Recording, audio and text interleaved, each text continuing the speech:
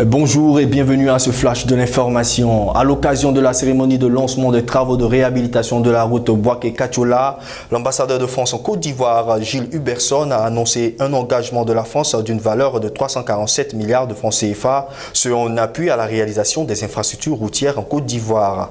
Notons que cet apport financier s'inscrit dans le cadre de la coopération entre les deux pays. En sport, opposé au Belge Thomas Nikorov lors de la finale du championnat du monde de judo disputé à Marrakech au Maroc le dimanche 12 novembre 2017, le Français Teddy Riner s'est imposé sur le score de 2-0.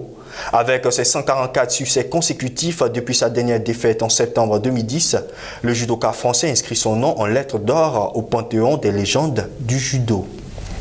Le Burkina Faso vient de se doter d'une centrale solaire la plus grande d'Afrique de l'Ouest.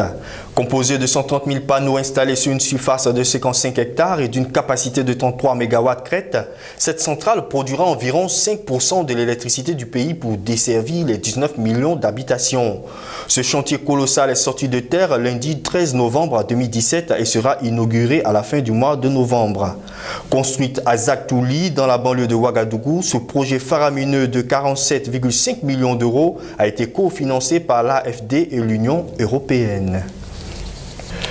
Au Cameroun, 4 bombes artisanales ont explosé dans la nuit du dimanche 12 au lundi 13 novembre 2017 sans faire toutefois de victimes à Bamenda, dans le nord-ouest du Cameroun. Réputé pour être un des épicentres de la crise politique qui secoue la partie anglophone du pays depuis plusieurs mois. Notons qu'un couvre-feu est actuellement en vigueur de 22h à 5h du matin à Bamenda jusqu'au 23 novembre.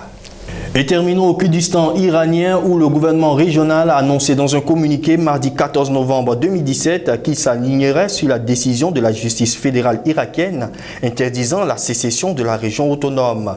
Pour rappel, le 25 septembre dernier, le leader kurde Massoud Barzani avait organisé un référendum d'indépendance. Ce vote avait déclenché une crise sans précédent entre Erbil et Bagdad. Et c'est tout pour ce flash d'information. Continuez de suivre les programmes sur la Voix Sainte Télévision. Shalom.